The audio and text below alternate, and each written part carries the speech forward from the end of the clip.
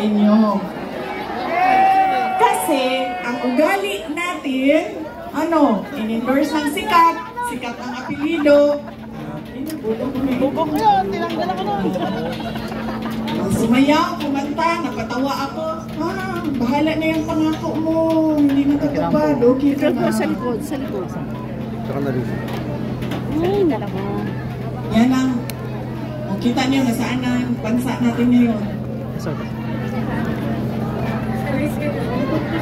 pangkungan na tayo. Ay, sorry. In-endorse ko din pala si BBM. Hinihingi ako ng patawad.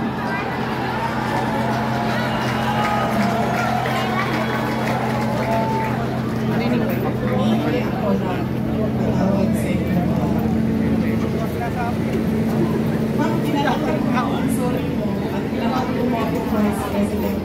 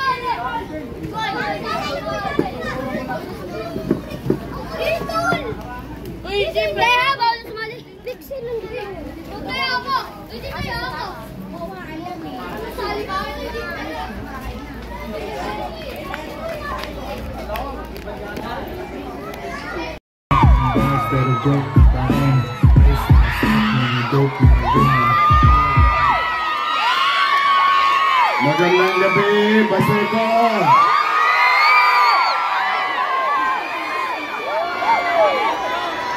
Pagpasensyahan nyo na. Maya-maya.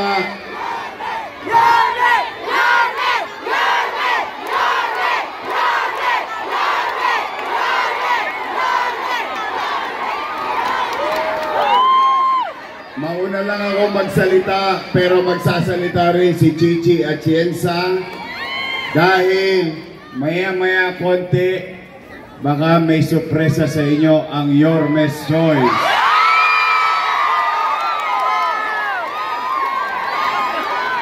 Excited ba kayong makita siya?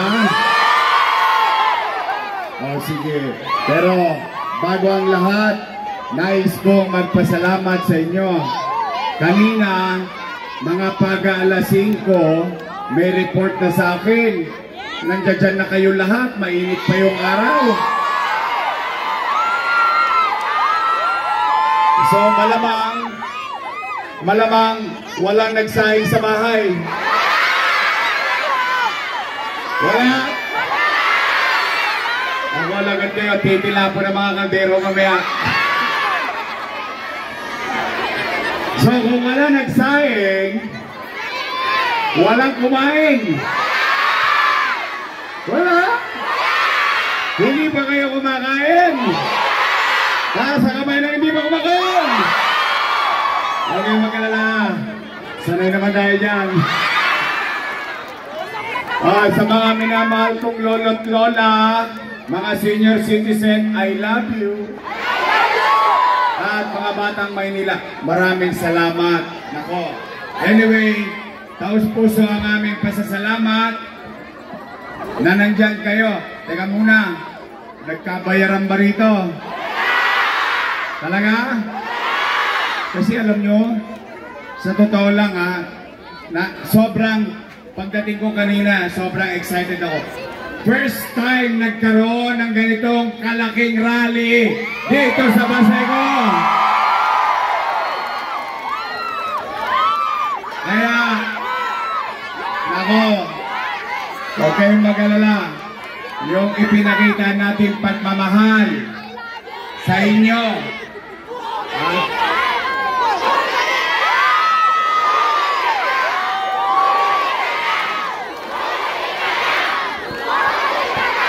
Huwag niyo masyadong lakasan. Baka masigawan din kayo. May sumigaw dyan. Wala ka mapili! Oh. Pero, Nay, Tay, hindi naman ako magpapakahaba. Pupunta na kagad ako sa mga mahalagang bagay. Kasi gusto ko lang malaman para ma-accommodate natin ang ating mahalagang bisita ngayon at makausap ka naman kayo. Gusto ko lang malaman kasi may nagagalit sa akin. Ayun naglagay pa ng poster Ang dami-dami nilang sinasabi. Every time na may mangyayari, pupunta kami sa Baseco, may bagong poster. Nay, Tay, basta tayo rito, walang siraan. Maniwala kayo. I guarantee you, we don't need it. Basta tayo rito, chill-chill lang tayo. Don't just like it.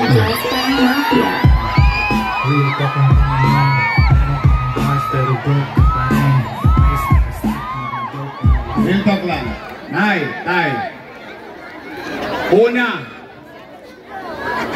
ang sabi ng mga kalaban na mainit sa akin. Pinagtataka ko naman, bakit sila mainit sa akin? Hindi naman ako nakaupo.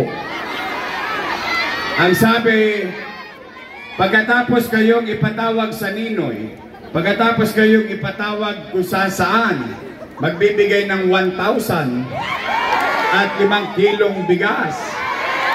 Tama ba? Okay lang yan, tanggapin nyo. Pera nyo naman yun. Tama ba? Saka unang-una, hindi naman kayo nang hingi, binigay sa inyo ng usap. Tama ba? Nay, anong sabi? Si Yorme, maraming iniwang utang. Kita nyo, nagpunta talaga kayo.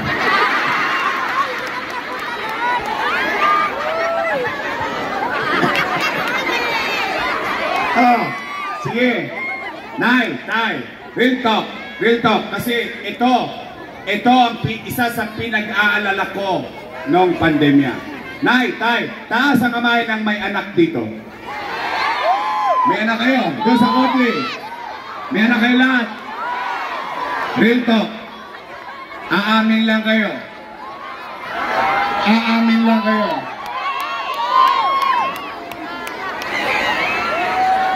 Kapag walang makakain ang anak nyo, gagawan nyo ng paraan? Sigurado kayo? Talaga? Di ba kapag kagipit sa Bombay kumakapit? Tama ba? Nay, Tay, ang sabi, marami daw akong iniwang utang. O sige, maggawa tayo ng kwento na may kwenta. Pwede? Kayo, lahat dito, ay testigong buhay. Pero gusto nyo ba, ipakilala ko na yung bisita natin? Gusto nyo ba? Gusto nyo? Maganda to. Magaling. Matapang. Nandito na, Vice President Sara